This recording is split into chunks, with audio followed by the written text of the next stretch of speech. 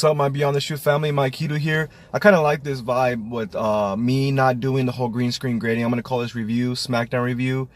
As far as SmackDown goes, it was an awesome show. And before I even get to it, I have to say how much SmackDown is miles and miles ahead of Raw as far as storytelling, talent in general, and wrestling-wise. It's just miles and miles ahead of Raw. Besides a couple of superstars, like you have Seth Rollins, Dolph Ziggler, Rousey, and that's pretty much, and Dean Ambrose, and that's pretty much it.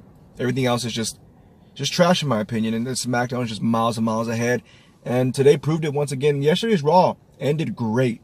It was a great A+ ending, and I loved it. But other than that, the show didn't do much for me.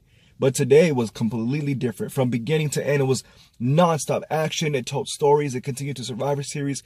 Amazing show. So we're going to get started with opening up of SmackDown.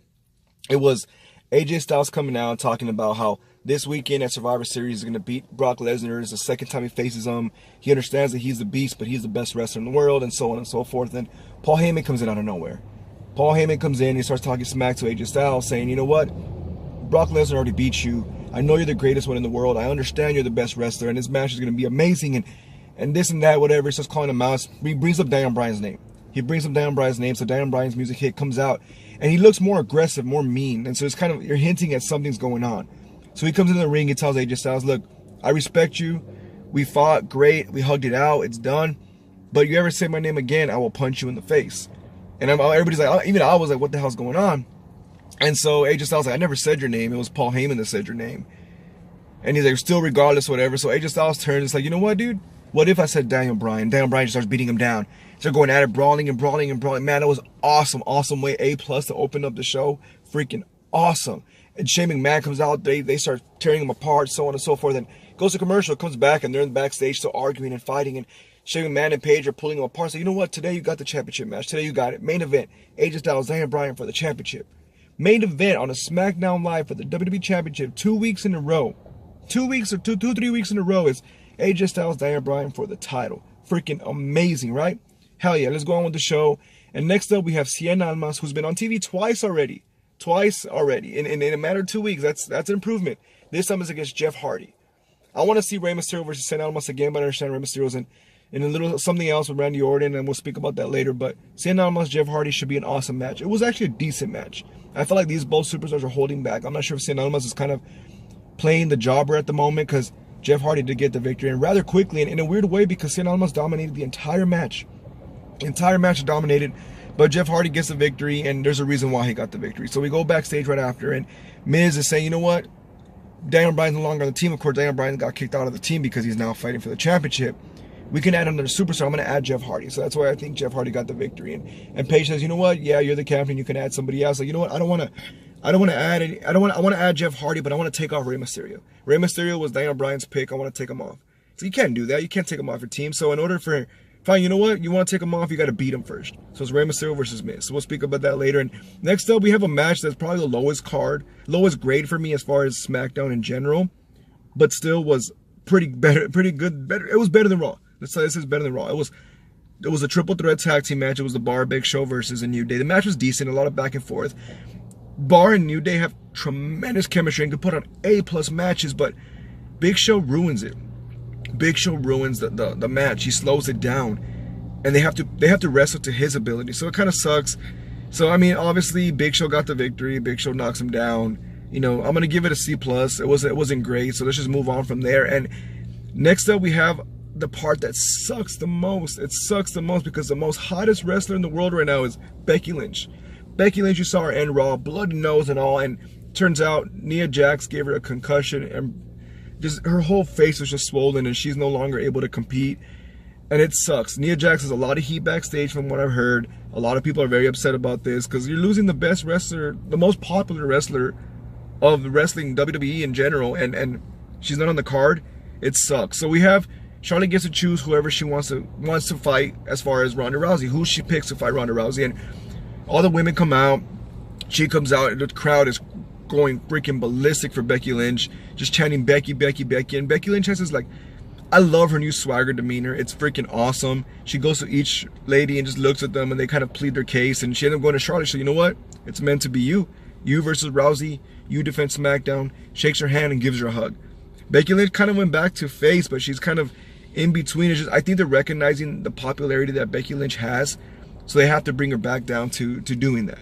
And, you know, turning her face will do that.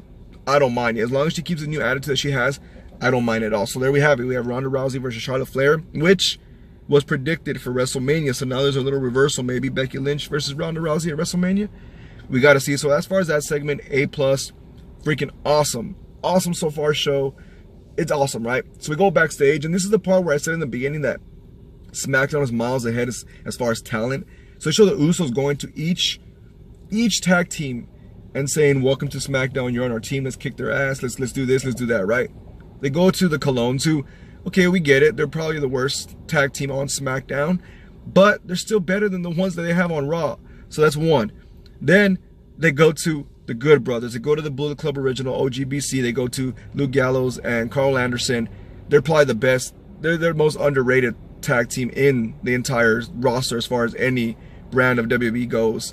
You have them, who's okay, cool, freaking awesome. Then they go to Saturday, who in my opinion was the best tag team on, besides Undisputed Era, on NXT.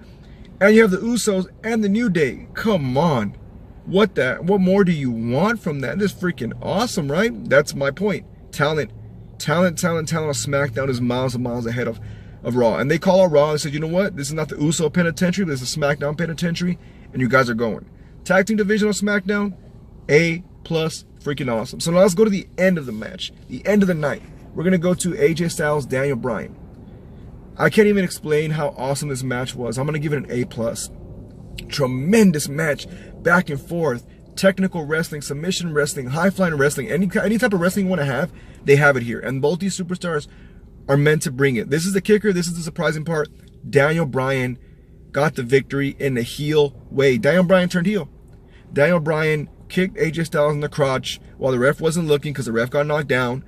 He pinned him 1, 2, 3, and Daniel Bryan is now the champion. So he's holding the title, looking down. He gets that evil smirk that he had when he was healed the last time with the Wyatts, and he started beating down on AJ Styles, just beating down on him.